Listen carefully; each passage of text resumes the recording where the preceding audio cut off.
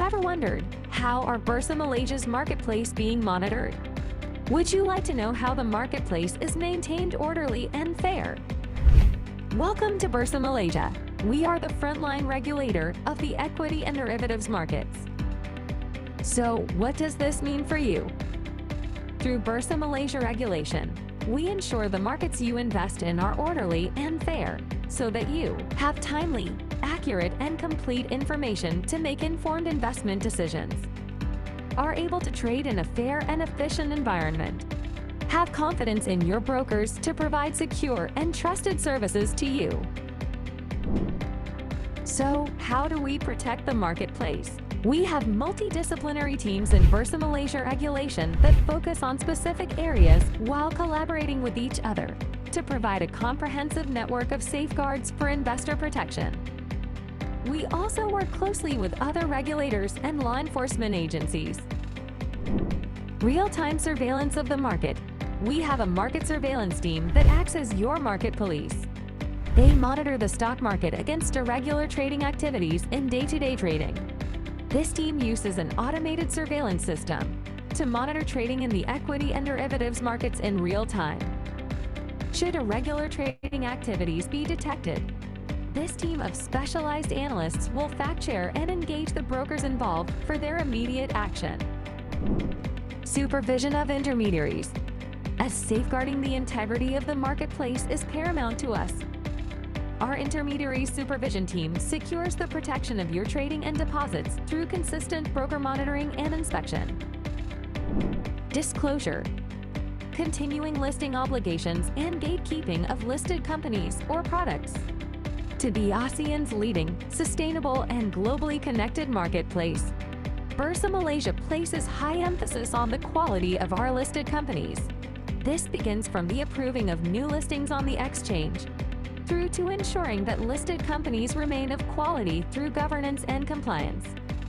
As it is imperative for investors to be well informed in the fast-paced financial world, Bursa Malaysia regulations listing and corporate surveillance teams monitor companies' corporate announcements so that they are disseminated to you in a timely and accurate manner.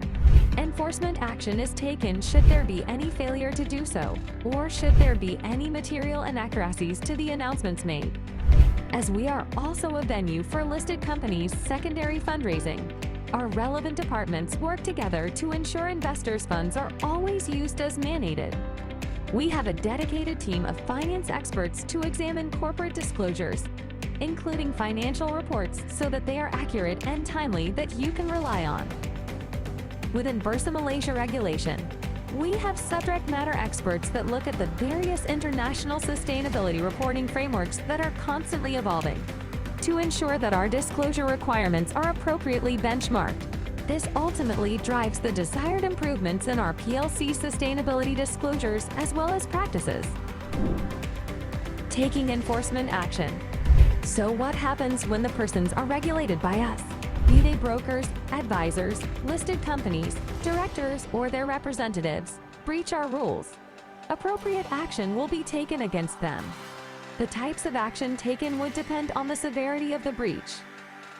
Suspected breaches will be investigated, and enforcement actions will be taken if the breach is proven.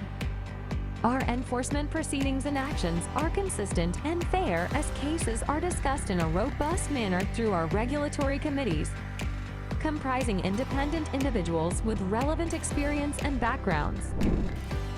Policy and rulemaking. Bursa regulation is the guardian to the 10 rule books of the securities and derivatives markets. Rules drawn up by the regulatory policy and advisory team are always outcome-focused. Industry or public consultations with the relevant key stakeholders will be undertaken, alongside rigorous benchmarking processes to ensure the rules are relevant, effective, fit for purpose, and on par with international standards. Each multidisciplinary team in Bursa Malaysia regulation is intertwined and interact proactively to ensure high standards in market integrity.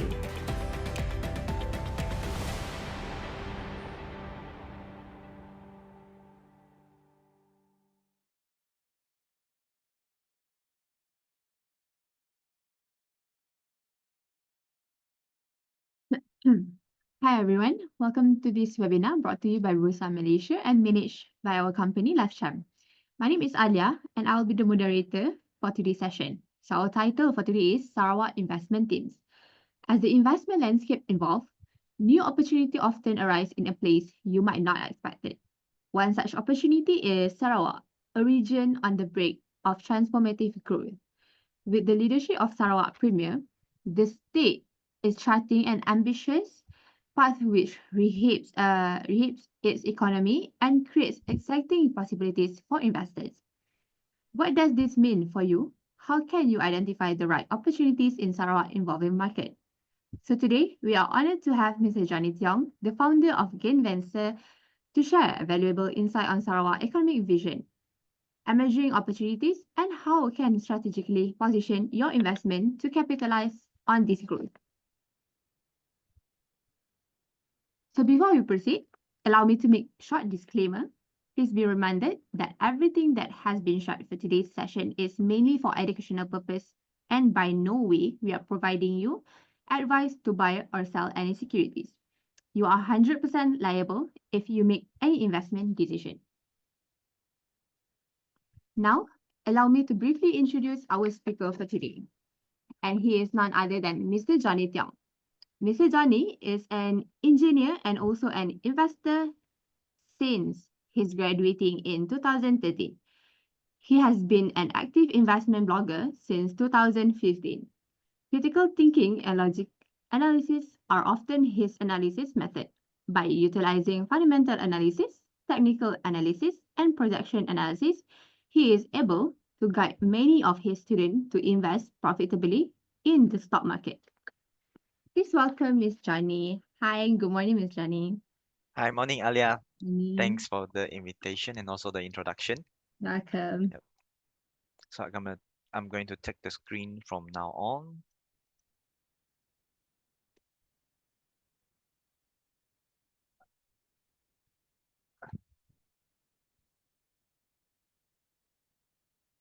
Okay. So just a check. Can everyone see my screen? Alia, can you see my screen? Not yet. Wait. Oh, you should be able to now, right? Yeah. Okay. So okay, thanks, Alia. So good morning to everyone. So today, I'm gonna talk about Sarawak investment team, which I think Sarawak is a state. So there's a lot of attention is currently in Sarawak. So in this webinar, I'm going to talk about what are the opportunities that lies ahead because there's a lot of new policy coming in and there's a lot of investment strategies from Sarawak. So as investors, how can we take advantage of this? So that's mainly what my topic is about today. So, okay, so without further ado, now it's 10:09. So let's start our webinar for today. So hope everyone is getting excited and pumped up for today. So first, I would like to reintroduce Sarawak. So why do I say reintroduce Sarawak? Because as a Sarawaki myself, when I come to Semenanjung, I was often asked about questions on Sarawak. First question, definitely everyone is very familiar with this question. Hey, you guys stay on the tree, is it? Okay, that's the first question that I received from my Semenanjung colleagues. I mean, when I'm studying in Semenanjung here, so I was quite puzzled because, eh, takkan, okay, takkan Semenanjung don't have TV. You must have seen some documentaries about the Sarawakians. They are not, of course, definitely. Then we are not staying on top of the tree. We are not staying on the tree. We stay in landed house, just like everybody do. Okay. Second thing, this is a picture just recently shared by my friends about this. Then some people just joke with me and say, "Hey, you guys use crocodile to travel, is it? There's no proper cars, there's crocodile, is it?" Definitely, we have crocodile, and our crocodile is not so friendly. We cannot just ride on them and become a transport. It will bite us back. So just like Semenanjung people have cars, we have motorcycles, okay, so these are just pictures are only for illustration. So when we talk about Sarawak, definitely you talk about a lot of noodles, a lot of this is kampua, my favorite kampua noodle. We have this is Tuak, which is our Iban's uh this is Harama, which is a kind of beer, okay, which they ferment and they produce their own beer. So this is laksa, Sarawak laksa. There's often a lot of arguments about laksa. Which laksa is the best? Is it Penang, Sarawak, Johor? As a Sarawakian, definitely I support my own laksa. Okay, and this is the kolomi, which I think everyone is quite familiar with the kolomi also. So definitely, when you talk about Sarawak, at this moment, I think because of the technology advancement, I think the first few pictures it shouldn't be in your head lah. So when we talk about Sarawak, I think mostly people talk about hornbill because hornbill is our Sarawak's symbolized the animal that symbolize Sarawak. Okay, and another thing, when we talk to people about Sarawakian, and I think all the Sarawakian we are quite proud is because of this harmony picture. So you can imagine in a coffee shop, we have a lot of stores. We have Malay stores, we have Chinese stores. So all of us are able to sit down together and have a lunch. If you see in this picture, we have Malays, we have Chinese. I think we have Ibans also. So it's the harmony thing, how we can get around. It's just about respecting each other. And then this thing had been already in our blood since we are born. So when we see this phenomena, it's a very natural thing. So when it's natural in our thing, it's already in our blood. So we just respect each other. Okay. Okay, so this is what I want to introduce my Sarawak. Okay, so this is just some facts and figures about Sarawak. So if you go from the Google map, so Sarawak is actually located in the East Malaysia, in which you see the island. This island is called Borneo. So Borneo is constituted of two countries. One is Malaysia. In Malaysia we have two states, Sabah and also Sarawak. And then below we have Kalimantan. Okay, we have the Kalimantan. And just some facts about Sarawak. So this is the area, 124 million kilometers square. Then the population, so division, district and sub-district. I remember when I was young, there's always like the division, the district and the sub-district is always changing. But I think now they're already like nailed down to the 12 divisions, 45 district and also sub-district of 24. So these are just some facts. So if you ever been to Sarawak, thank you for coming. Thank you for boosting up the tourism. And then definitely, I think Sarawak will be thankful to you also.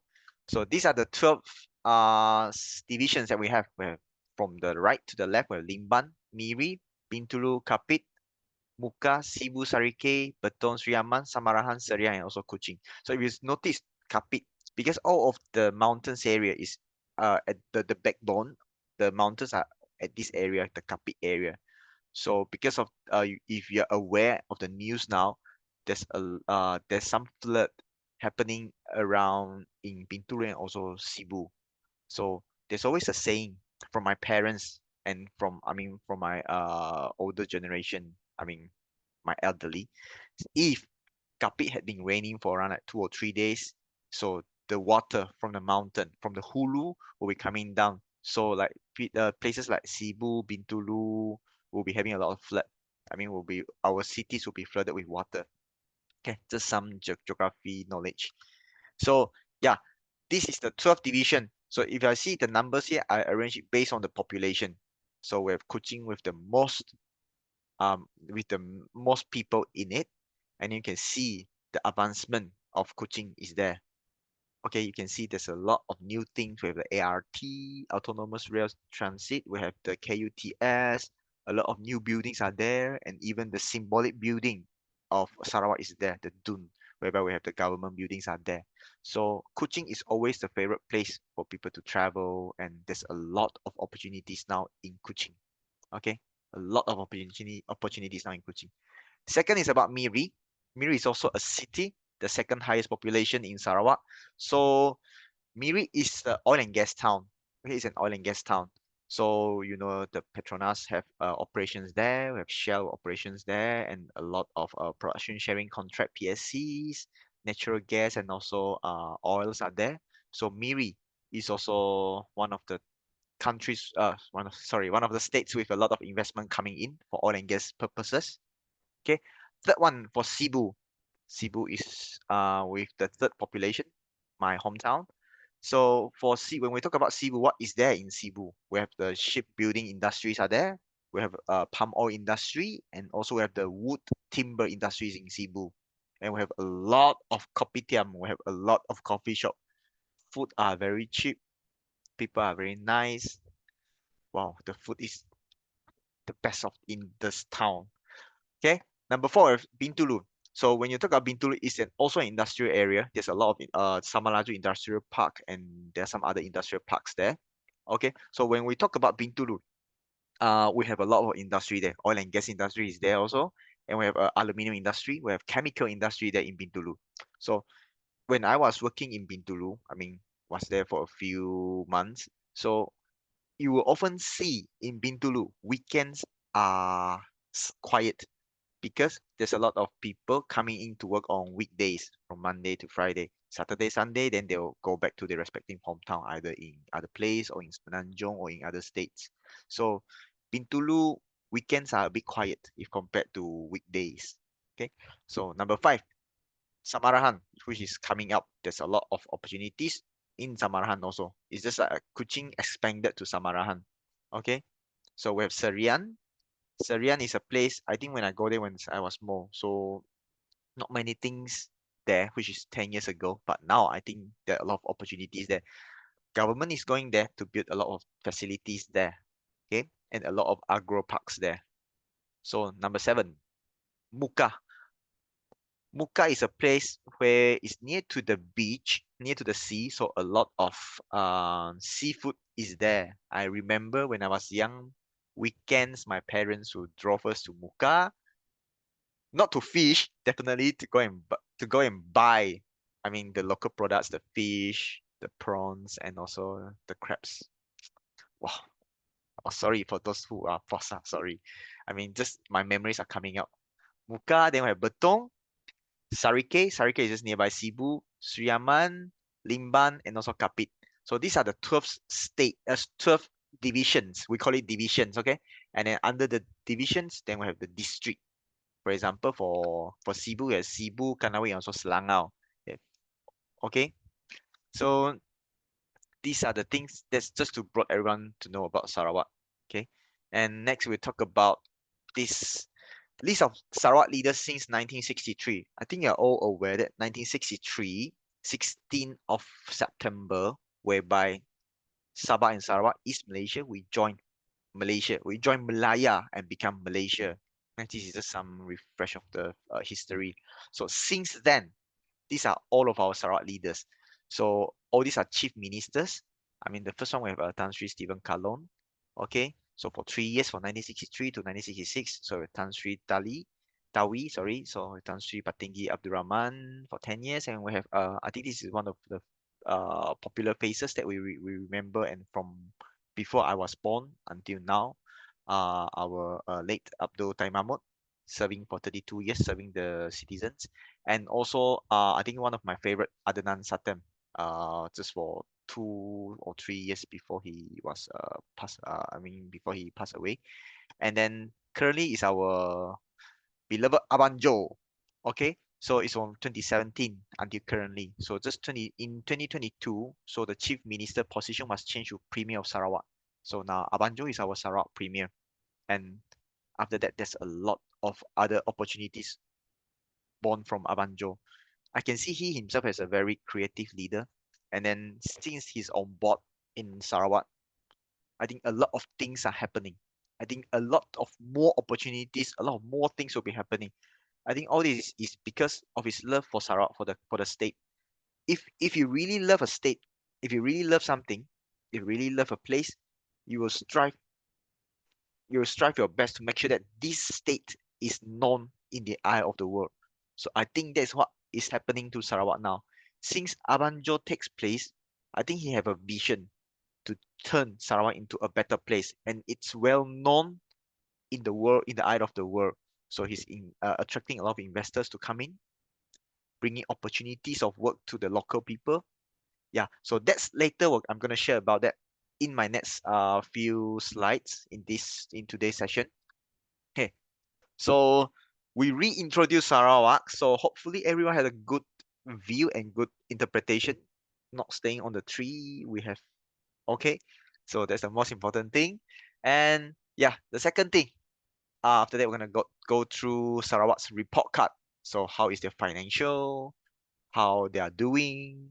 Okay, so currently, as the point was speaking, so let's look at the Sarawak's development. So in terms of economic, on the left hand side, you saw there are some articles here, and the right hand side is a Sarawak new energy business. So on the left hand side, let's just focus on this one. So we have Abanjo highlights bioenergy. So I think last year Abanjo and a few of our ministers went to the Drax, which is I think is a power company in UK. So because Sarawak there's a few coal plants which is still in operation. I know, but as far as I remember, there's two or three. It's a Jingat and a few others. So they are currently using coal to produce energy. So with the visit to this Drax company in UK, so because Drax is already they have the technology and the expertise to not to use coal, they are using biomass to convert it to energy. Okay, so with the visit, I think something will be happening from there because they will eventually replace the coals. Okay, so the bioenergy to replace coal, one of the sector in economic. Second thing from here is Sarawak Green Energy Hub. Okay, so I think currently in order for us to produce hydrogen, there's a lot of colors for hydrogen. We have green, we have gray, we have blue. But what I want to emphasize here is green hydrogen hub. Green hydrogen, meaning to say your source to power up or the source to change to produce hydrogen is from a green source. For example, Sarawak, I think more than 66% of our electricity is generated from hydropower. So hydropower itself is a green technology, it's a green energy. So our cost to produce the hydrogen will be lower. So that's why Sarawak has a good opportunity to become a green hydrogen hub. Then the next question, what can hydrogen be used for? Is there any market for hydrogen?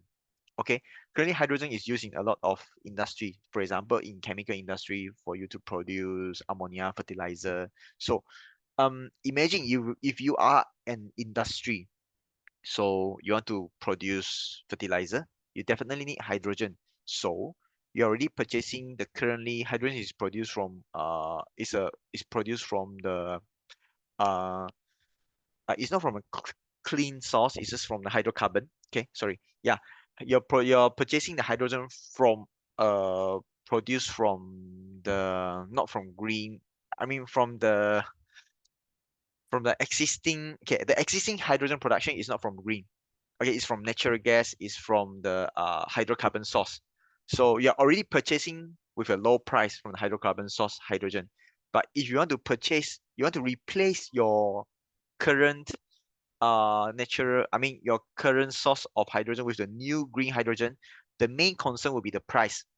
So I think currently uh the the price to produce a green hydrogen, I think the price is still around more than USD $5 per ton, which is above the current price. So in order for us to get match the price to be competitive, the green hydrogen need to be below USD $3 or $2, okay, per ton. Okay, so with this, I think Sarah have a good opportunity because of the green source. Our electricity is relatively low if compared to Semenanjung because we are coming from the hydropower source. So we have an opportunity there for green hydrogen. But then, just is there any market? Can we find people who are willing to purchase a premium, little bit of premium price for hydrogen? So that's the question now. Okay. So the third one, hydropower to industry. Like I mentioned just now, Sarawak, more than 66% generated from hydropower. So from the hydropower to industry. So if your industry is talking a lot about renewable source, renewable energy, then Sarawak is a good place for you to go. For your company's ESG, whereby your natural source is coming, sorry, your electricity is coming from natural source, hydropower, renewable energy, which will boost up your ESG rating. This is the same as Semenanjung and other place. A lot of companies are installing solar power, solar panels because it's renewable. Okay. Same. If you go to Sarawak, you have hydropower. No need to install your own solar. You have hydropower for you. Okay. Next is to boost up, okay, the natural gas to industry. So to boost our domestic gas usage to 30%. So these are all of our energy source. And then our new energy business, we have renewable energy, we have bioenergy, hydrogen, CCUS, carbon capture, utilization, and storage. CCUS is not a simple thing. You can see the wordings are quite simple: carbon capture, utilization, and storage. But for you to capture the CO2, the carbon dioxide, there's a lot of process. So it's a very complicated process, and I think the whole world is working towards that direction. So we have natural gas, we have energy efficiency, we have synthetic fuels, and also green mobility. So these are the new energy business that we have. Okay. Second thing about the infrastructure. So infrastructure, we have a game-changing projects redefine connectivity. So when I was small, I always think the connectivity in Sarawak is very difficult. If I want to go to one place, the quality of the road is not as good as other countries, okay, or other states also because of our terrain. Sarawak is there's a lot of swamps and also a mountain area, so it's actually quite difficult to have a good, I mean, a very good infrastructure. But then things changed. So the basic necessities such as clean water, road, electricity to be available and accessible to every households and industry. But if I look at the reports, the Sarawak facts and figures, actually the clean water everyone is accessible already. For the electricity, we have run is already going to the urban area. We reach around 99.8% of the urban cities. I mean the urban areas. I mean Ulu place with electricity. So things are there. So we just need to maintain and increase to 100%. Okay, we're on the way there. And then next, the infrastructure. Before this, I heard a lot of comments about the pain Borneo, which pain, sakit pain Borneo, but now it's pan Borneo. It's already quite, it's already there. People are already using it. So there's still some testing just to make sure that the road can be used properly. So current progress, if we are speaking, is 99.62%. So the target completion is by 31st of October 2025. So these are just some snapshots from our Pan Borneo. So yeah, 99.62%. So it will cut short a lot of journey from Sarawak to Bintulu, Sarawak to Kuching. So yeah, and extended to Sabah. So you want to have a road trip from Sarawak to Sabah, can be done. Okay, so that's about our infrastructure. So next, about digital. Digital is one thing that we cannot avoid or we cannot escape. So with the leadership, now they talk about Sarawak's digital plan. So a lot of big data, a lot of IoTs, artificial intelligence, blockchain technologies.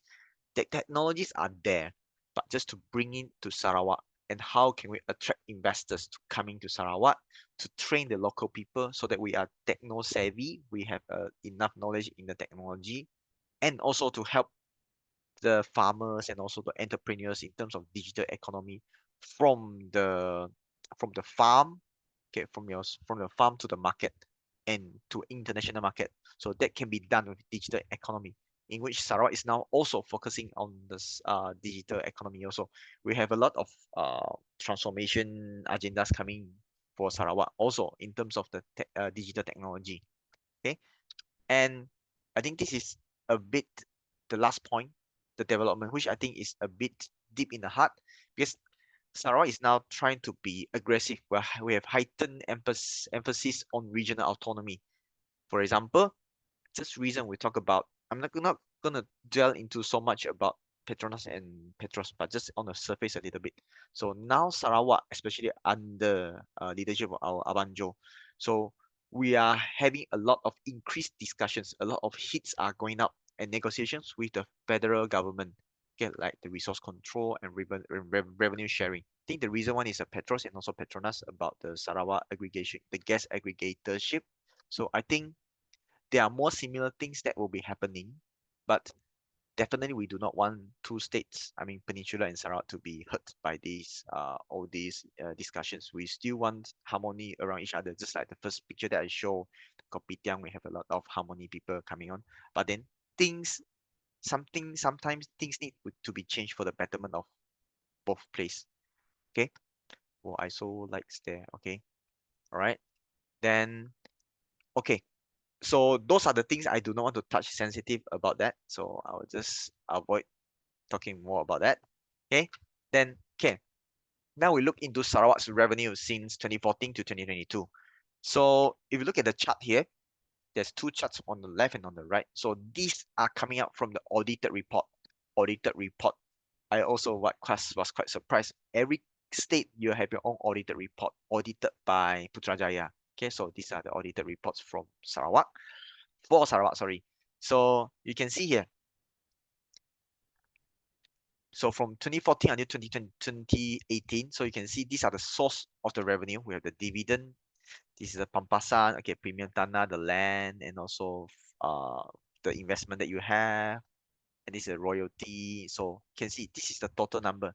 So 7.6 billion, 5.7, 4.5, 5.1, and then 5.4. And then 2018, 5.5. And then starting from 2019, you can see a minyak mentah and gas cecair asli. There's an orange thing over here. So this is the thing that we Sarawak is asking for some tax, okay, from the Semenanjung, especially from Petronas about this. So it's already pumping in, coming in. So 2020 we have 9.3 billion. So 2021 6.2, and then 2021 is 6.2, and then 2022 is 10.2 billion, or 10 billion to be short. Okay, so if you look at the orange thing, the orange bar, so it's already increasing. So the point that what I want to say here is actually the highest income recently is a crude oil and natural gas. They will continue to become one of the major revenue for Sarawak, definitely. Okay, just look at the statistic here. In 2020, it's already the highest. 2021, 2022 is already the highest revenue income. Okay, so the revenue basically it double up, because mainly due to oil and gas, oil and natural gas from Petronas. Okay, so yeah, I foresee that for the incoming, our revenue gonna be strong because we have natural gas and also oil. Okay, so next, after we talk about revenue, we talk about the Federal Reserve. So how is equivalent to how much cash that you have. So the breakdown of the cash is account hasil di satukan and also account amanah di satukan. Not to go into that deep, we just look at the total, the jumlah, the total number that we have. By the way, this information is extracted from the audited annual report. Okay, so you can see we are quite Sarawak is quite healthy. We maintain a healthy cash position, around like average is around like 22, 23 million. Okay, so then we compare a bit, talk a bit about Sarawak GDP and compared to Malaysia GDP. So whenever you saw from this chart, whatever going up, going down, it's the same. So meaning to say Malaysia, how Malaysia perform, Sarawak also perform. So Sarawak had been growing in tandem with Malaysia. So we look at this chart from the left to right, and the green bars are actually the Malaysia GDP measured at the current price. You have the blue ones is the Sarawak GDP. So yeah, so when it goes down, when Malaysia GDP goes down, Sarawak also goes down. So when Malaysia goes up, Sarawak also follows to go up. Okay, and then like we look at the line chart here, the growth rate. So I think in some years, Sarawak overperform if compared to Malaysia. A few reasons is because I think of the investing strategy and also the new energy transition that we have, the state have for Sarawak. So you can see here, in 2022, whereby there's a growth, Malaysia is 15, but Sarawak will reach until 24. Okay, so these are the things that the main message I want to say here is, if Malaysia perform well, Sarawak is gonna perform well also. Okay, and then we look at the GDP sector. Okay, Um, Sarawak GDP by sector. Which sector actually contribute a lot to Sarawak's revenue? It had been services. Yeah, services. So if you look at the chart here, I mean the bar charts, we have agriculture, we have mining and quarrying, we have manufacturing, we have construction, we have services and import duties. So import duties is just a small part. So when we look at this, you can see all the high buildings. Okay, I call it buildings, the towers, the green ones and the blue ones. Okay, the green ones are actually the services, the blue ones are the manufacturing. Okay, so the blue line here is actually the total. So I tried to dig into what are the services. What does services mean? So services actually a lot of activities which are not the production of physical goods. Healthcare, we have education, we have finance, we have transportation, communication. So in this case, I think finance is a big part. So most of our services, most of our income, our sector services is there. So when services is there, so meaning to say there's a lot of cash. There's a lot of opportunities in cash, opportunities in the service sector.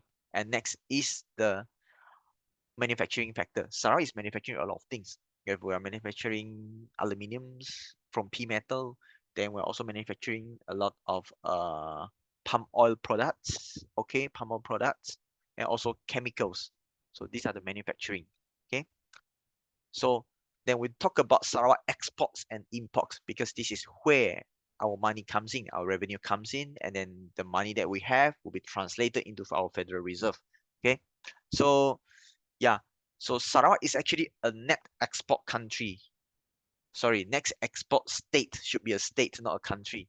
So when we talk about this, so when we are net export state, when we export a lot of things, so we have a lot of income. Okay, but at the same time we're also buying a lot of things from other states also. So but all in all, we are a net export state. So the major exports of Sarawak commodities are LNG. We export a lot of liquefied natural gas because Sarawak is rich with the source, LNG source, crude petroleum, palm oil, aluminium, ferroalloys, sawlogs, sawn, timber, pepper, and also rubber. I think if you're familiar with Sarawak's geography, yeah, we have a lot of natural gas and also oil. Then we have a lot of timber, so that's for export, and that's actually required in a lot of industry. So if you look at the chart from 2018 until 2024, so these are the export. Is the export are the dark red, and also the import is the things that we import from others. Okay, so okay, this is a good chart. I think it somehow, if there are any entrepreneurs there listening to this webinar, a lot of opportunities can be taken from this chart. I'm not gonna go. I'm just touch briefly about that. Okay, so we look at Sarawak export on the left here is about export in 2023. Below there is an import in 2023. Right hand side is a Sarawak export 2024 and also import in 2024. So we look at the export first. So the one, if you see, I've put some wordings here. So minerals and lubricants have been the biggest revenue contribution. This is the highest thing that we have been exporting out. Okay, mineral fuels, lubricants, and related minerals, which is equivalent to what we have. The natural gas, okay, and then the aluminium sector, yeah. So these are the biggest chunk in the pie, which is 60%, grows to 62% in 2024. So the import are the one I mentioned that just now about the opportunity for the entrepreneurs out there. So import, we actually import a lot of things. So highest chunk is a machinery and transport equipment, 29%, maintain around 29% in 2023 and 2024. So besides that, okay, we are exporting a lot. For example, the food, we're also importing a lot of food from other states. So if you are aware, Sarawak is still not a net export state for food. So to cater for the population in Sarawak, we still don't have enough food. So one of the vision that in Sarawak have in the budget 2025, in a few years time, we want to produce more paddy field, want to produce more agro parks to grow our own vegetables so that we can be a net export. Okay, so yeah, so Second point, Sarawak major import is the machinery and transport equipment to help with the transition agenda. Because since we want to do energy transition, there's a lot of machines and also transport equipment required to help us to get there. Okay, so this is another point.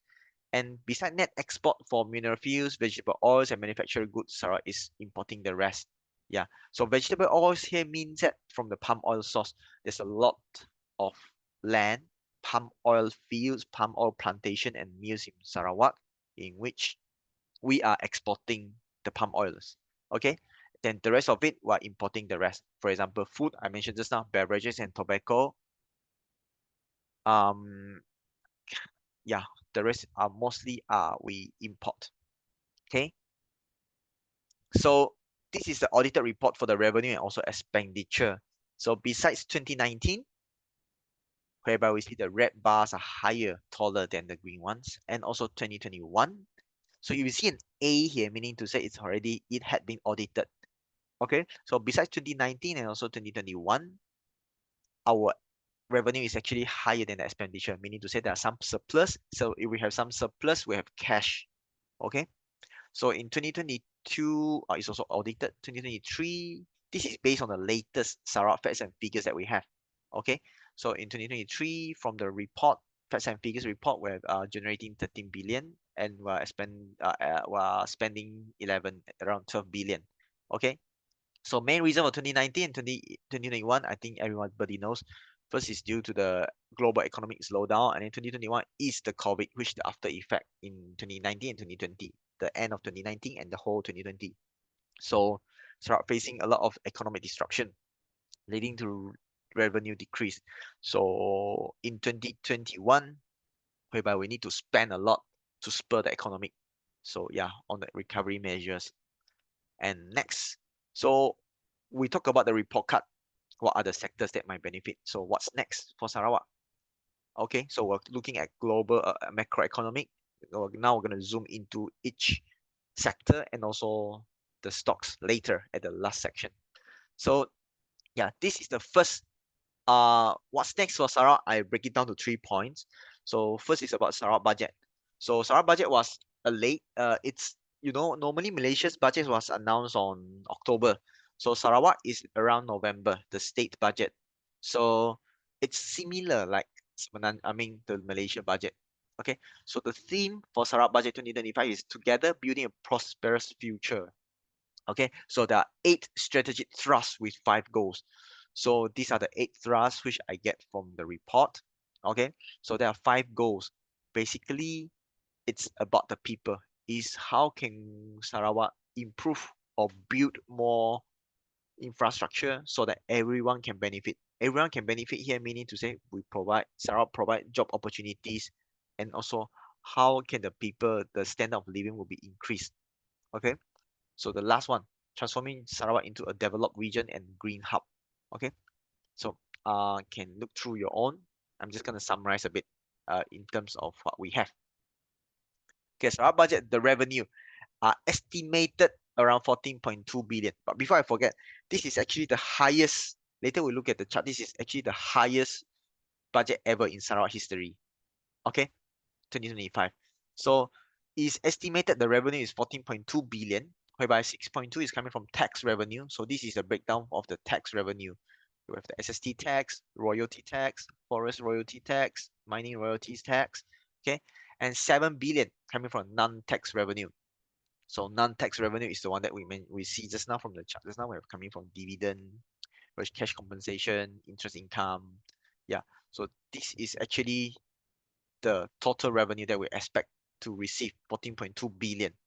So 14.2 billion, how are we spending the money? Okay, so now we have 13 point, okay, ordinary expenditure is 13.7, so whereby 4.9 is an OPEX. OPEX is like our day-to-day job, the salaries, supplies and services. These are the procurement of assets. Those are the OPEX. Okay, those are the OPEX for our day-to-day use for Sarawak. So another 8.8 is a development fund account. Okay, so total up is around 13.7. So okay, this is something that I want to share. The chart here. So there are 8 thrusts. So the number is 14.7 billion. So when I go through line by line, so this is the numbers I gathered, which is a bit different from the 13.7, but it's okay. We just need to know why. Because it's actually different because due to the budget, some of the budget are coming from budget and also from alternative funding. So there are some discrepancy of the numbers there. Okay. So type of fund with budget and also alternative funding. So this is the amount. So if you look at the 2 columns on the right, I talk about build or develop or physical, meaning to say the money is spent to build something tangible that we can see, we can feel. So this is based on my own interpretation. Repeat, based on my own interpretation. So this build develop is build something physical so that it will. So when we want to build something physical, there's a lot of work, there's a lot of uh, materials required, manpower to change, to build something. Okay, so the other one is the others like grant and subsidy. This grant and subsidy is just when you, for your research. For example, okay, the strategic trust for number 5 is the one like for the social economic for the people. You have the like students, you get some allowance for that. So this is what I mean by grant or subsidy. So I would like to focus at this, the build, develop, and also physical, because this 12.8 million is gonna turn into a product, construction site, or a building, okay, or an industrial park, whereby this is something tangible. So in order for you to build something, you fork out 12.8 billion. For example, the Parlingson, easiest one we talk about, let's say the industrial park. So when we want to build some industrial park, definitely there's a lot of money required to build something. So we need to have a lot of construction companies to come in to build the facility, to maintain the building.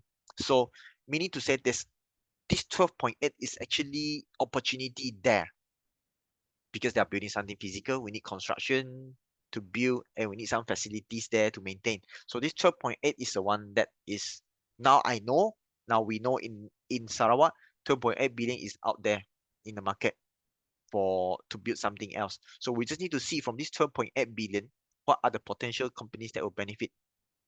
Okay, something tangible. Okay, and with that, so this is just now we already have one chart about like 2017 to 2023. So now I just expand a bit. Okay, 2017 until 2022 is audited. 2023 is based on the budget. 2024, 2025 also. So if you see, we're in a uptrend. We're in an uptrend for our revenue also and our expenditure. So with 2025, we can see a potential earning of around 500 million, because the high 500 million is actually 14.2 minus 13.7, have a 500 million of surplus, which eventually will be muscled, will enter our Federal Reserve also.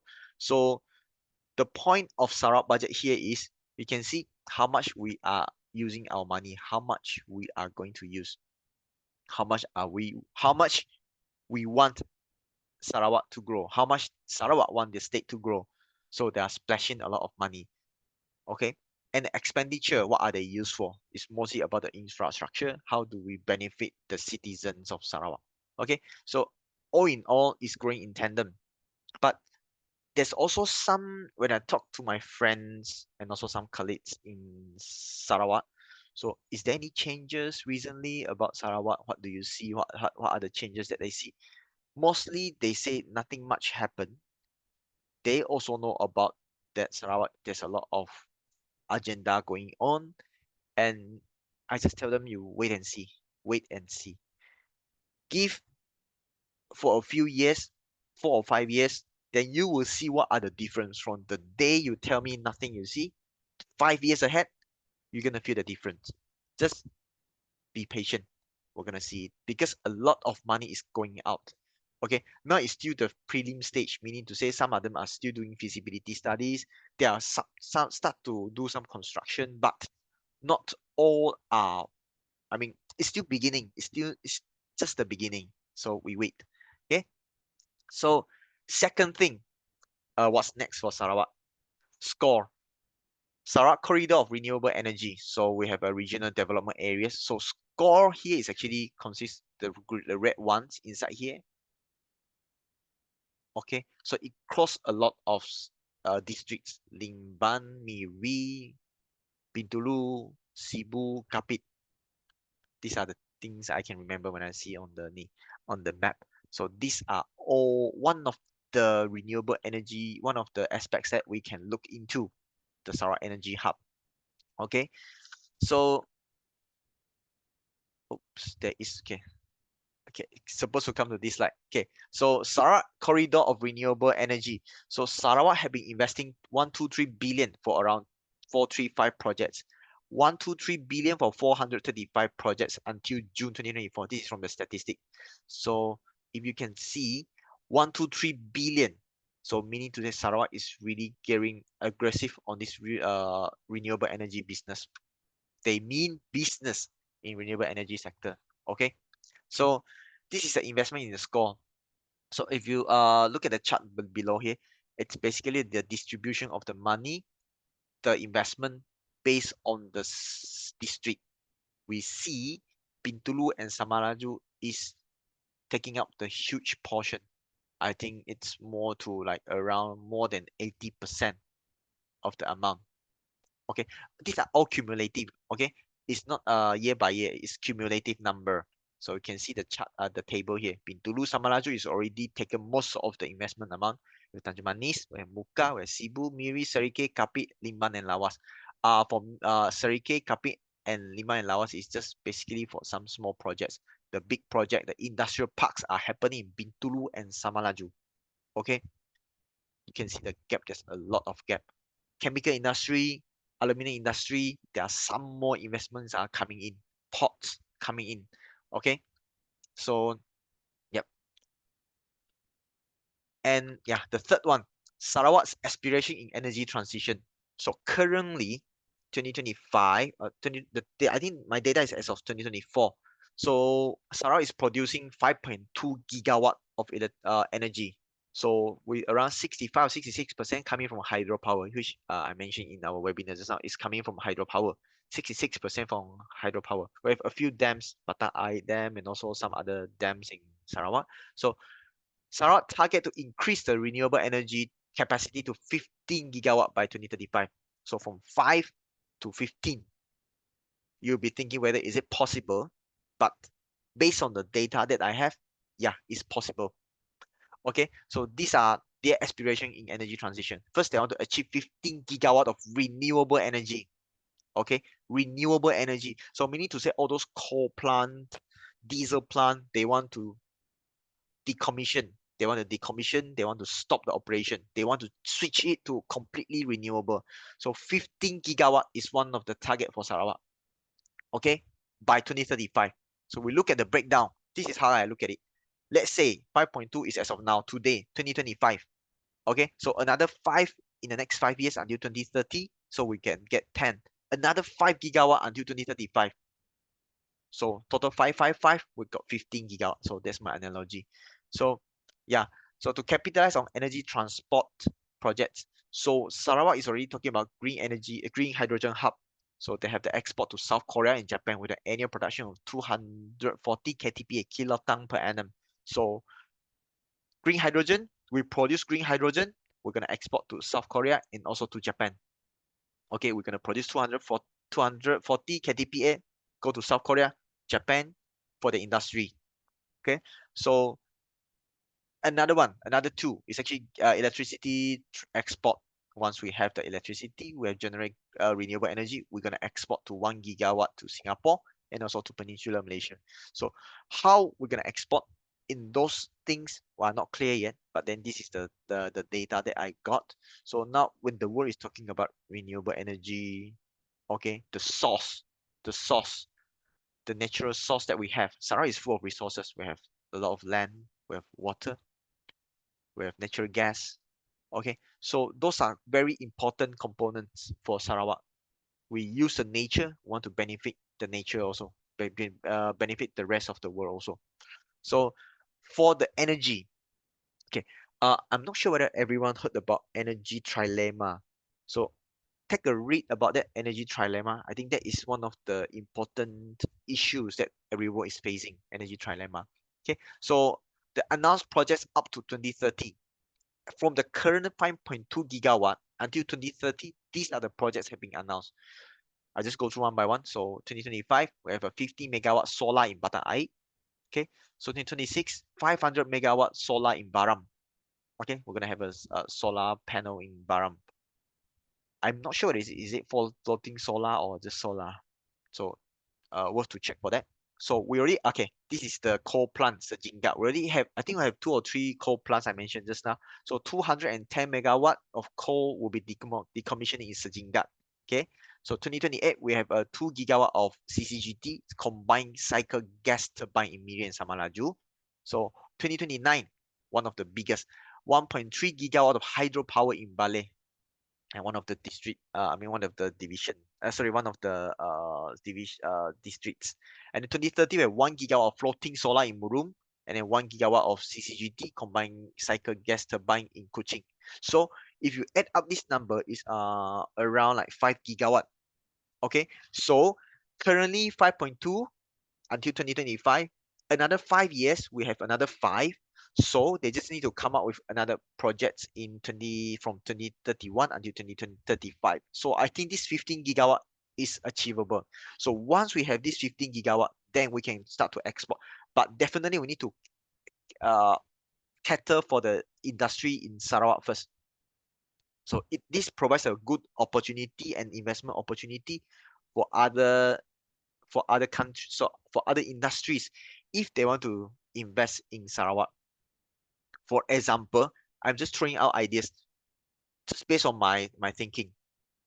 Data center. We talk a lot about the data center recently. We want to talk about in Johor, whereby electricity no problem, but the thing is you need to have a clean water source.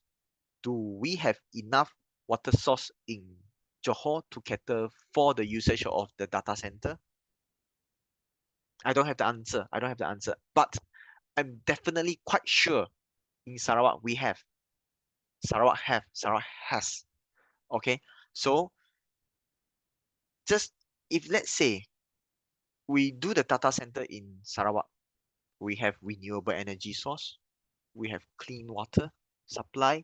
So this might pose an opportunity. I mean, not only focus on the Semenanjung. Maybe Sarawak can have this facility. So how can we promote or to get the sense out of the investor? Hey, how can we promote and say, come, let's do this in Sarawak? That thing, the tie to tie the knot between the actual and also the plan. Someone need to do that. Someone need to do that because the vision is there. Okay, so this is Sarawak's aspiration in energy transition. Okay, so these are the 3 segments, the 3 points that we look at it. This is about the score. So, okay, next we look into the Sarawak stocks and analysis. I think this, sorry for the 1 hour. I think this is the one that everyone is interested. But definitely, I'm not going to go into one by one. Okay, but the thing I'm not gonna talk about is about the construction for Pan Borneo because it's already 99%. Okay, it's almost near to completion. Maybe it depends on the construction company. How is the milestone? I mean, how do they get the payment? Either is it through milestone payment, it's whereby you work certain percentage, 10%, 20%, 30%, I got the money coming in. Or is it milestone, a progressive milestone, meaning to say your scheduler, project schedule will go and do the calculation. Today we completed 5%. At this month, I completed 30% or like 15%. So I'm gonna quote 15% to ask for the client to pay to me. So I'm not sure which are they talking. Either is it progressive milestone or milestone payment. But for me, it's 99%. It's almost done. Not much money will be coming in from there. So why not we just look at other sectors? Okay, so we're looking into Sarawak related stocks. So if you see the chart here, I'm gonna talk about free cash flow. What is free cash flow? Free cash flow is actually the cash that you have after the operating cash cash from the operating activities after you minus off your investment Okay, so this is the free cash flow. Free cash flow is actually like the free money that you have. So why is important? Because from my hypothesis, I hypothesize say that the company will be able to venture into technologies or invest in new technology. Free cash flow, meaning to say I have that money readily in my wallet. For example, now I go out, I have money in my wallet. I want to buy teh tarik ke, Maggi goreng ke, I want to buy something ke, Zeus coffee ke. That is the free cash flow that I have to, I want to buy what I can buy. If I don't have enough money in my wallet, I don't have enough free cash flow, I cannot buy. Okay, so why free cash flow is important? Because we are able to venture into technologies or invest in new ventures. So if your country, if a company have a lot of free cash flow, you can buy into other companies. Let's say there's a trend of, for example, data center. You want to venture into data center, or you want to do the cooling system for data center. If you have free cash flow, you can straight away go and talk to the company and buy over the company. Okay, you want to acquire other companies, or you want to expand your operation or improve its core operation of offerings without relying heavily on the debt. Okay, so if you have free cash flow, you are free to do what you want. You do an analysis, you do an assessment, and see, oh, this is the trend, there's a market value to it, then you go, boom, you go and buy. Okay, so this is the definition of free cash flow. So from this chart, I'm looking into free cash flow. The positive free cash flow is the one that we want. Okay, so this is Sarawak related companies. So these are the homegrown Sarawak companies born in Sarawak. But definitely you see P Metal is not there, because P Metal is most of the operation is in Sarawak, but then the the feedstock is in Sarawak, but then some other things are not from Sarawak also. So these are purely from Sarawak. So we have Zecon, the construction. So if you see at KKB, CMSB, Pansa, SCIB, S-Cable, Kim Hin, Quality, ISO, industrial products and services, these are based on the segregation, the sector determined by Bursa. But for me, Zecon, KKB, CMSB, the industrial products and services are and construction are more or less similar. Okay, so with CCK, the consumer products and services, whereby we have a lot of fresh chicken. The poultry business is coming from CCK. The energy sector with Dayang, Perdana, Petra Energy. So energy is hugely being talked because of the Petronas Petros gas aggregatorship. So people are thinking that energy sector will be benefit from there. But so far, I think nothing will be changed. My own hypothesis and own assumption, nothing will be changed from there, because it depends on how Petros grow, because Petronas already also projected certain growth, and Dayang, because they are local because definitely when we have these local companies, more awards will be given to the local companies for them to grow. Okay, so Dayang, Perdana, Petra is already there, already growing with the same amount of expenditure.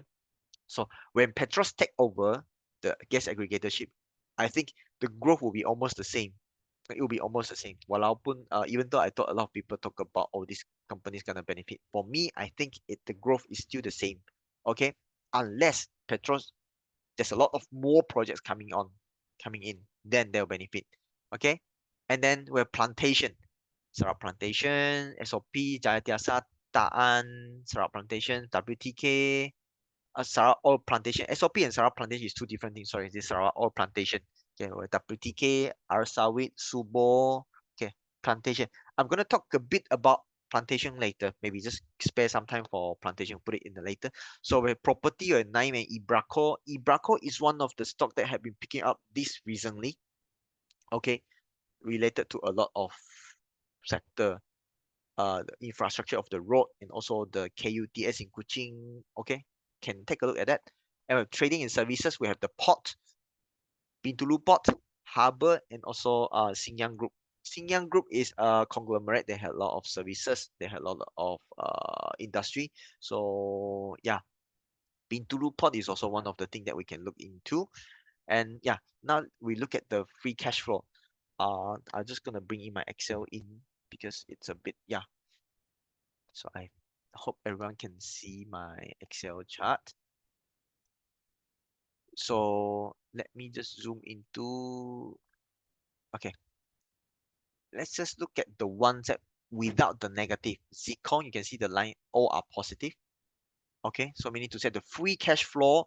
The company they always have cash, and the cash is growing. So you can take a look at that. CC is just, yeah, CC is a bit hard. It's because it's a poultry business, it's a consumer business. So you need to invest, or you need to buy in the feedstock. So it's a bit hard for consumer to have a high free cash flow. So that's normal. Dayang is going down a bit. Okay, Perdana also, Petra Energy also going down. KKB not so looking good. CMSP from going down and going up. So Pansar, okay, it's still in deficit. So SCIB, don't talk about that. Some issue happened before. So for Sarawak Cable, also not so looking good. Have been no free cash flow for the past few years. Kim Hin also not so good. Quality is the one doing the concrete and cement, so also not so looking good. ISO before this, the name is Mindtech, and also due to the Serba dynamic punya issue, so can stay away. SOP. So the good ones, if you can see in the plantation sector, Jatiasa, Taan, Sarawak Plantation, okay. WTK not so looking good. Arsawit not so good. Subor not so good. Naim okay, growing because of a lot of properties coming in. Ibraco not so looking good. Yeah, Pintulu Port looking good. Harbour and also Singyang Group. For me, if I were to look into, I'll choose the good ones, the good free cash flow, because for a state or company to grow fast, you need to have a lot of free cash flow. Okay, so yeah, so we talk a bit on the plantation. Sabah is the state with a lot of palm oil mills. If you have a lot of palm oil mills, you have a lot of biomass. So for Sarawak, we are the largest plantation because our land is big. Sarawak land is big. We have highest plantation of palm oil. We have second largest palm oil mills in Sarawak, in Malaysia. So you can imagine there's a lot of biomass for the palm oil industry. I'm going to have a webinar about palm oil industry in the future with Busa also, so everyone can take a look at that. I think it's around June or July. I cannot remember. But okay, talking about this plantation, if you have a lot of biomass, so there are some technology to turn the biomass into energy. So that's why Abanjo and other ministers, they went to visit Drax in UK, because with so many biomass, we can pelletize it, we can make it to some other forms, and then we can burn and to generate electricity, to generate power. So there are some also other value added products coming from biomass, such as the sustainable aviation fuel. The world is talking about SAF. The whole world is talking about SAF, aviation fuel, the green fuel for the airplane, for the planes. So one of the feedstock for SAF, besides use cooking oil, we can also use from biomass. In this case, from EFB, from the palm oil industry. I think from the palm oil industry, there are still some studies on that, whether can they really produce, but then there are some technology provider claim that they have been successful. Worth to look into that. But if it's successful, then meaning to say it's a good opportunity for the palm oil plantation companies to venture into this. I think in the Malaysia budget 2025, our PMX, our Prime Minister, did mention that there's a collaboration between Petronas and also Sime Darby, Gatiria, SD Gatiria, formerly known as Sime Darby, to venture into research of aviation fuel, okay, from palm oil industry. You look at Petronas is energy producing company. Gatiria is palm oil industry. So if you marry both of them together, it's basically use the feedstock from palm oil to produce energy. So there are some opportunity from there that we can look into. But if let's say the technology really exists and is successful, then we look at these plantation companies in Sarawak, because they have a lot of biomass. Currently for EFB, empty fruit bunch, they're just used for mulching, so not much usage from there. So if you can change the EFB, empty fruit bunch, into energy, into aviation fuel, to other value added products, why not? you can earn more from the value-added products. The mulching is just to trap the water so that the water will not go away from the roots, and also to generate longer it will become like fertilizer. So if you can turn it into some value-added products, why not? Why you want to use it as a mulch? Okay, so yeah, plantation is one sector that we can look into that, provided that technology is there to produce aviation fuel. It's proven. Okay, so another thing, it's okay. The State Financial Secretary Sarawak. So we can also monitor into the Sarawak State. There is a department called State Financial Secretary Sarawak, whereby their job is to look into companies or stocks in, I think, in the whole world, look into and see what are the good opportunity for them to invest so that they can have incomes from the investment. So I gathered data for like 2021, 22, 23, and 24. 24, I didn't put inside because this is based on the annual report. So for Affin Bank in 2023, if you look at the top 30 shareholders, you see that State Financial Secretary Sarawak appears 4.78%. They hold Affin Bank 4.78%. Okay, Petronas Dagangan had been the same 0.2, MISC the same, Bintulu Port the same, Sarawak Plantation the same, Arasawit the same, Sarawak Oil Plantation, I think they decreased because of the shares increase, so it's actually the same. For Serba Dynamic, they actually divest. If you guys are aware, Serba Dynamic, some of the accounting issues, or State Financial Secretary actually divest from there. And the reason one, the Affin Bank, because I think Abanjo did mention that they want to venture into a few things. They want to have a bank of Sarawak Bank by their own. They want to have their own airline, and there's also a few other things that they mentioned. Okay, so the Affin Bank in the latest 2024, they actually increased to 31%, from 4.8% to 31%. So it's already like one of the major shareholder. You imagine from 4.8 to 31, how much cash you need to put into to own to increase the stake. So I think something is happening there between Sarawak and also Affin Bank. But definitely, if I were to add on another table with the year 2024, okay, you can see that Affin is increased to 31%. And also recently, I think in the first quarter of the year, January or February, Sarawak mentioned that they bought over Maswing, and then there's a name for it called Air Borneo. So with the target to boost up the tourism, Air Borneo is actually aiming to go to a few countries. For example, identify 6 destinations. South Korea, I think a lot of people now very gila about the K-drama, K-pop, South Korea, Japan just above us, Hong Kong, Bangkok, Jakarta, and Frankfurt, Germany. So these are just the planned regional operation for Sarawak Air Borneo. But a lot of things, because we are just retail investors, we don't have much information or much in-depth or insights about what's happening. But definitely by focusing at the newspaper and listening to the news, we might get some information about that. Okay. Yep. So yeah. Okay. Alia, if you are online, I think I'll pass it to Q&A. I think so for the Bursa Equity Trading Simulator, I think because now the Bursa Simulator, they are having some migration into My Bursa. So I think I will skip this ETS. But yeah, this is okay. Wonderful thing about Bursa is they have a ETS, the Bursa Academy, which if you follow my past webinars with Bursa, I do introduce about equity trading simulator, whereby you can simulate. You have been given 1 million to buy shares to train yourself fundamentals and also technical. So yeah, this is just a normal platform that you have there because they are using end-to-end platform. So these are just some some functions that you can use. So actually, Bursa is very considerate for retail investors, how we can improve our investing skills. Yeah. Okay. So Alia, going back to you for Q&A. Alright.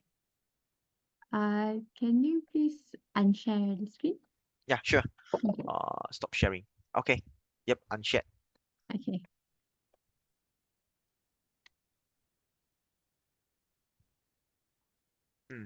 All right. So thank you, Mr. Johnny Tiong, for your invaluable insight just now and wonderful sharing with us earlier. We will now proceed to the Q&A session, and I encourage all attendees to submit any question you may have in the Q&A box so that Mr. Johnny Tiong can address to your question accordingly. Yep.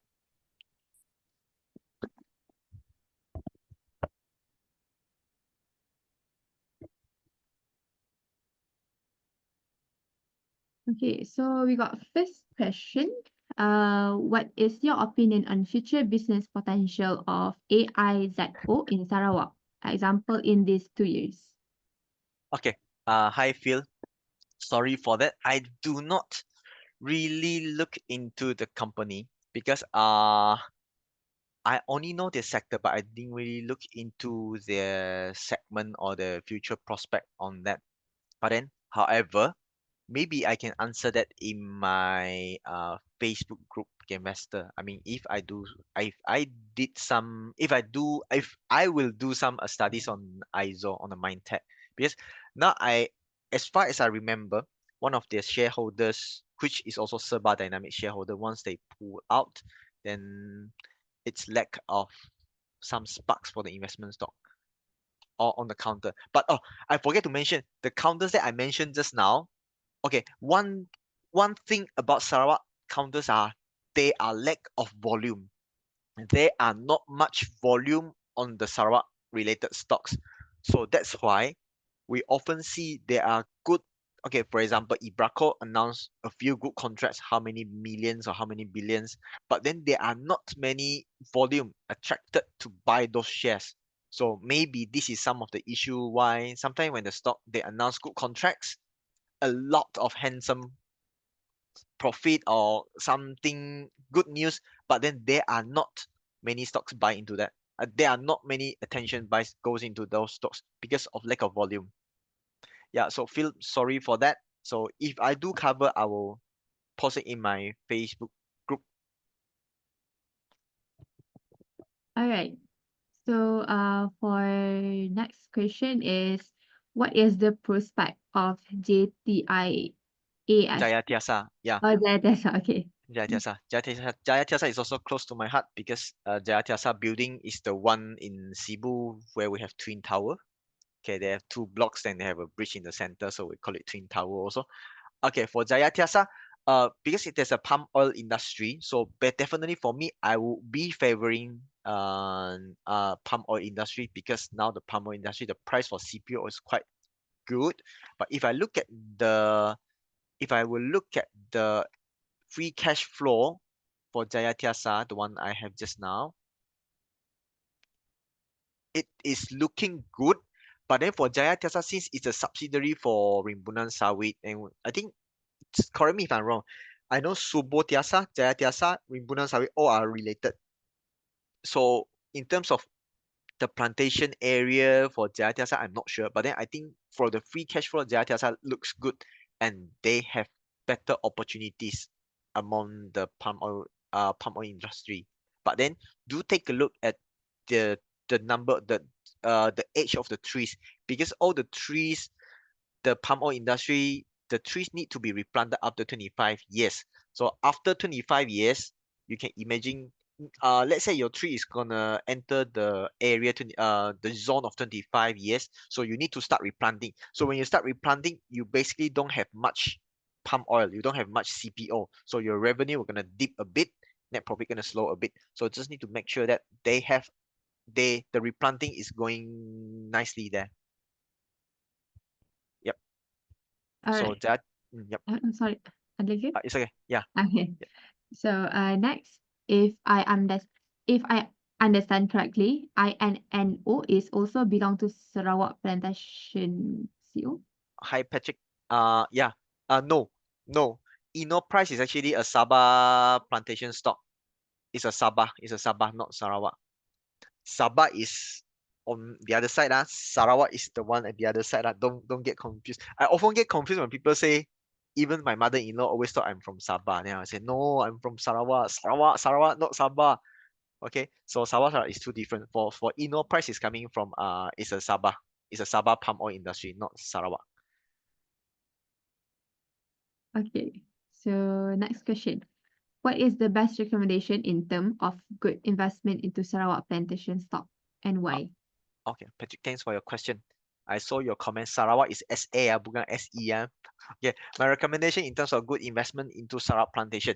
Okay, I think now first let's study into whether, I mean, this is just step by step. Let's study into whether can palm oil be turned into aviation fuel or not. First, let's get that clarified, done and dusted. Says, let's say if palm oil industry can turn into aviation fuel, okay, next, then we look into the Sarawak palm oil industry. We can look into Sabah or either Sarawak because we need to see whether which part of the palm oil industry can be turned into aviation fuel. Let's say because palm oil industry, there's two biomass, one coming from the plantation, one coming from the mill. Mill meaning to say all those they produce the meal, they produce after they produce, they extract out the CPO, the crude palm oil. Then you have a lot of waste, EFB, you name it, mesocarp fiber, palm kernel shell. So those are from the mills. So if let's say the mills, the biomass from the mills can produce aviation fuel, then Sabah palm oil industry, Sabah counters, palm oil counters are the one that you need to zoom into. Let's say if they talk about, let's say the biomass from the plantation is the down, which is called the frond, and also the trunks. If those can be converted into aviation fuel, then Sarawak is the place that you can look into because Sarawak there's a lot of land, and also look into the replanting program. So first, technology, if they can turn the biomass into the aviation fuel, is, let's say if it's proven, okay, plantation.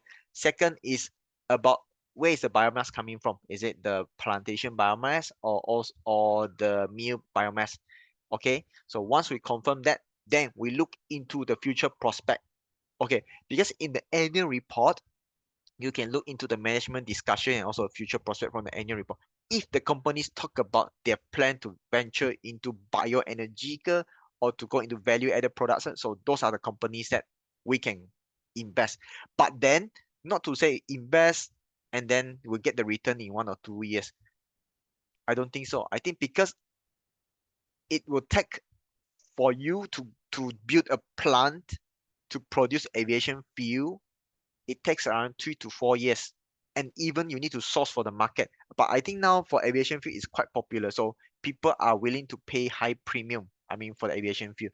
Now we just step 1, step 2, step 3 and see who is the fastest, who can bear the low hanging fruit and who can go into to invest in the technology. Which that's why the free cash flow comes in. If your company have free cash flow, then you can venture, you can buy, you can hire the consultant, or sorry, the technology provider to come and build a plant for you, design the whole plant so you can venture into the market. And another thing is actually if your plant should be built near to the port. Okay, because if not, once you produce the aviation fuel, how are you going to transport out?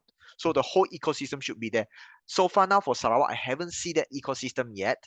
So yeah, so Patrick, to answer for you, to give an answer for you, those are the steps. First, we see whether is it proven technology. Second, which biomass is it coming from? Third, and then which companies are the one that talk about this, they want to venture into this.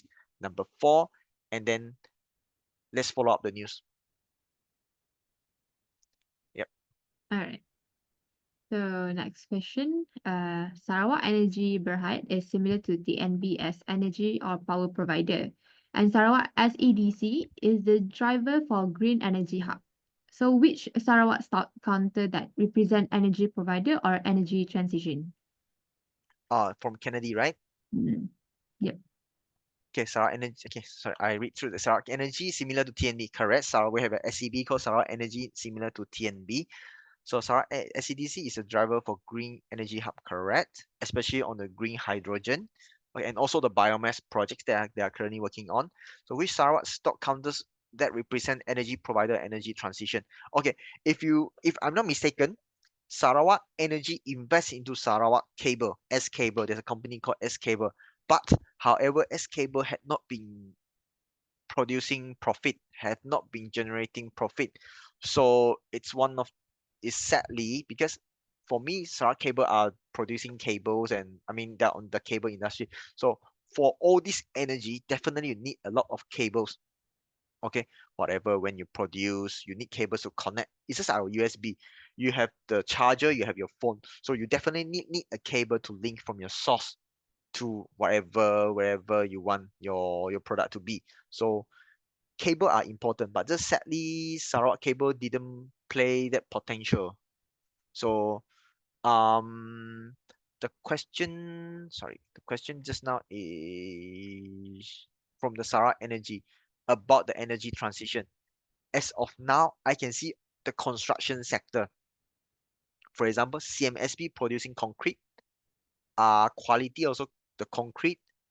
So anything to do with infrastructure and construction, we worth to look at it. And then for as far as I remember, for the hydrogen, because they Sarawak SCDC award out to Korea and also Japan company, Lotte and also Sumitomo to build a hydrogen plant. The project is called Hibiscus and also Hornbill project.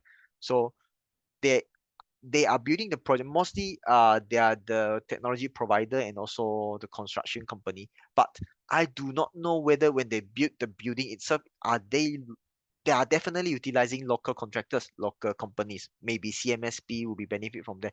I don't know what had been, I don't know the progress, and I don't know how much had been built and how much these companies are benefiting from there. So I will not, Kennedy, I'm sorry for that. But I think can zoom into construction counters. Okay. So Mr. Johnny, can you please explain more about on ETS? Yeah, sure. Okay. I need to reshare my screen. I just reshare my screen. So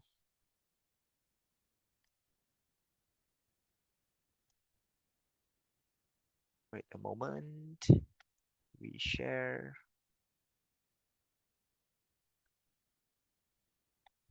Yeah, can you see my screen, Alia? Yep. Can. Yeah. Okay. So this is basically the ETS that we have because now is going to migration. So to a new platform called My Bursa. So can take a look at that. So okay, for this ETS, it's actually simulating the real platform that we have, the real trading platform that we have. So this is the setup or the setting that I have. So you can see. So I'll just go through this one. Inside the Bursa Academy, you have the control panel whereby you have the quote, the watch list, the stock info, and you can key in. You want to see your portfolio, how much you have money, your order book, what are the counters that you have buy or state there, and then the settings, your portfolio. Okay, the quote is whereby you want to key. For example, you want to buy CCK. I want to see the stock information for CCK. So stock is the quote is whereby you key in your numbers, your stock name. Okay, then down here we have the highlight. Highlight here meaning to say for the Bursa. Okay, on that particular day, how many trading volumes, how many trading value have been invested. Is it a bull day or a bullish day, or bearish day? So from this day, we have 678, 678 green, meaning to say 678 counters are bullish today. 258 is dropping. So 355 is the same. So it's neither up or down, it's the same 355. And 1019 is actually untraded, meaning to say nobody go and trade that counter or warrant. Okay. So number three is actually the windows. One good thing about this, I can call out the window. So the windows is I can have a few more windows if you want to like those professional with 6 monitors. So this windows is similar like that. So I have 3 windows here. One is the daily chart. Sorry, one is the chart analysis chart. It's not daily chart, sorry. It's just a chart. And then I know what is this counter. I mean, for this one, this is call warrant. So what who issue it, what is the value, blah blah blah. A lot of information coming from here.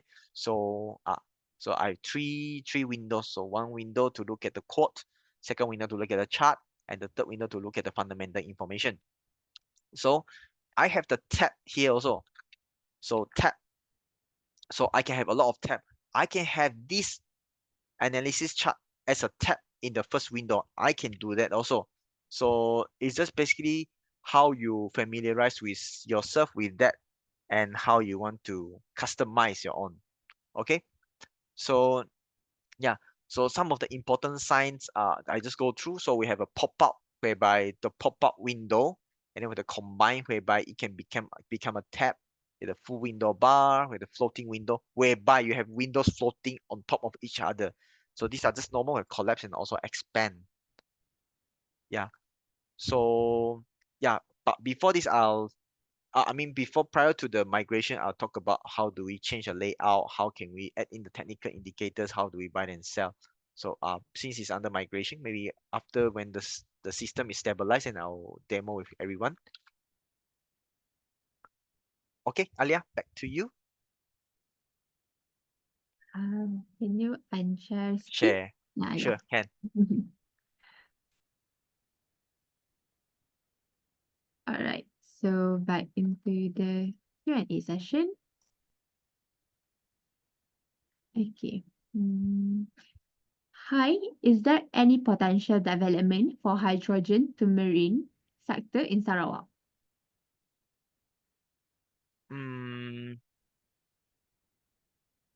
Hydrogen to marine. If let's say hydrogen directly to marine, no. But if hydrogen to methanol and to marine, yes, it can potentially be a fuel carrier. But then the technology involving this is already in the market. But then whether the price is attractive for the industry player, I mean for the shipping industry player. So that is one thing that we need to find out. But then let's say if those happen, to benefit Sarah is definitely will be the port.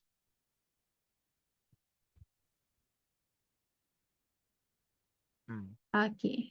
So next question. The biofuel policy in Indonesia has been ramped up. What is your take on the biofuel tech uptake in Malaysia? Are we adopting the same tech? Is the Indian biofuel tech stable? Thanks, Belinda, for your question. I know that currently they already have like 50% or 60% of the biodiesel is coming from the biofuel.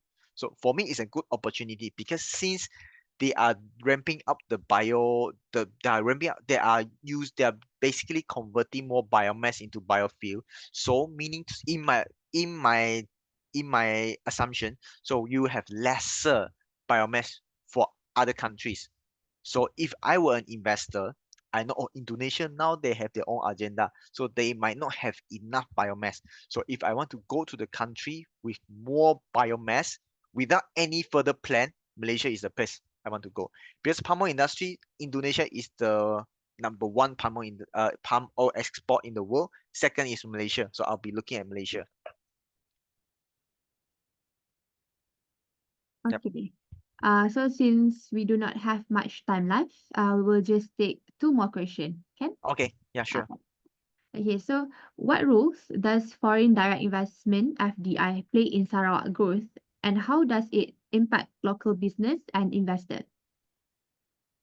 About foreign FDI, is it? Foreign? Yep.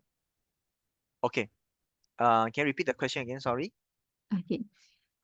What roles does foreign direct investment play in Sarawak growth, and how does it impact local businesses and investors? Okay, if let's say FDI were to come in, definitely they'll be investing into an industry.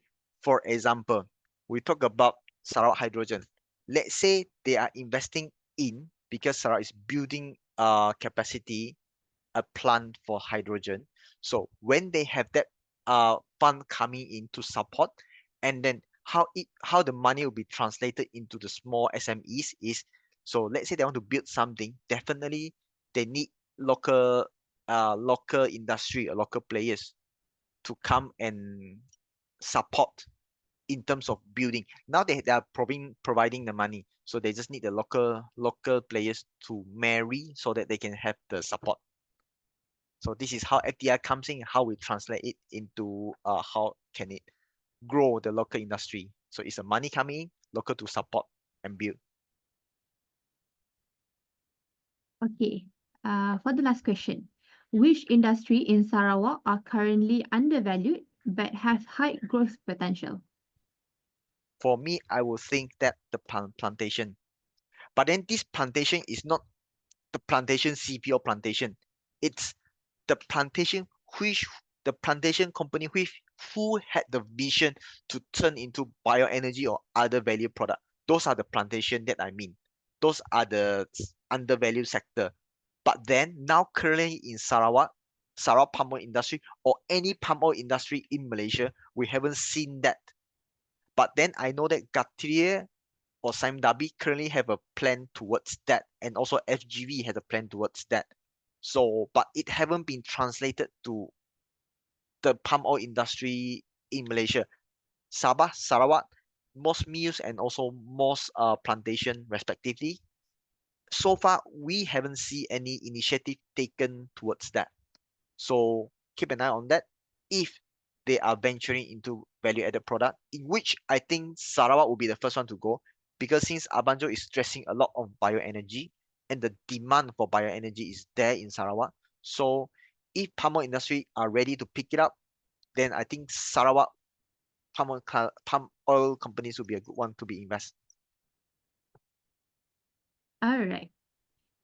So, we would like to sincerely thank Mr. Johnny Piong for taking the time to respond to question asked. And I hope that all of you have acquired new and useful knowledge from this session. May this insight shared today prove to be advantageous in your investment and trading pursuit.